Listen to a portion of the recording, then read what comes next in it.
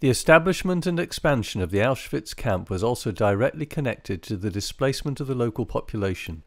For this reason, the German occupation authorities planned the gradual expulsion of both Polish and Jewish residents from Oświęcim and the surrounding villages. The first to be expelled in early June 1940 were the residents of what was called the barrack settlement, located directly adjacent to the newly established camp. Around 1,200 people were forced to leave their homes. Most of the buildings they had lived in were slated for demolition, and the area was incorporated into the expanding camp.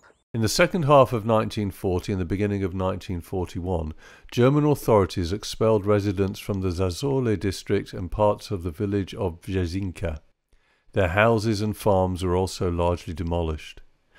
In a German aerial photograph taken in August 1941, we can clearly see the footprints of dismantled homes appearing as pale spots in the image. In addition, several dozen residential buildings were handed over for the use of the SS staff.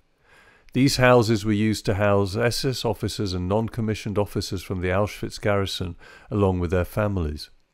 Some of the buildings were turned into hotels, casinos, or stores for the SS, while others were handed over to German companies operating in and around Oświęcim for the purpose of accommodating their employees. On the Auschwitz expansion plan dated January 1943, buildings confiscated by the SS were marked in red.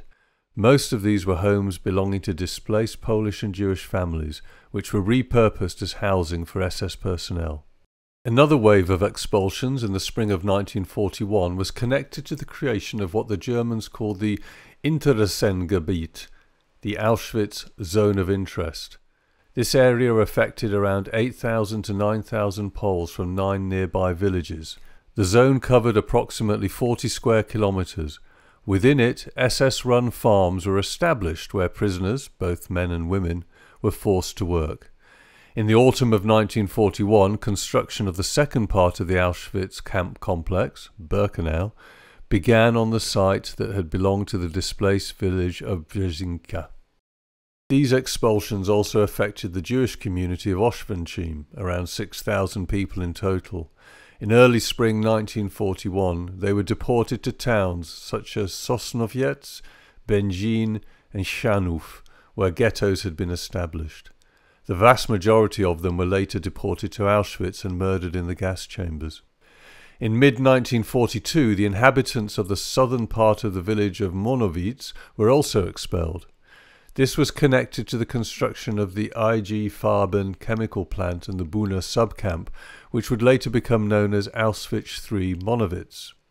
As a result of decisions made by the German authorities related to the construction of Auschwitz camp, nearly 17,000 people, both Poles and Jews, were forced to leave their homes in Oświęcim and the surrounding villages.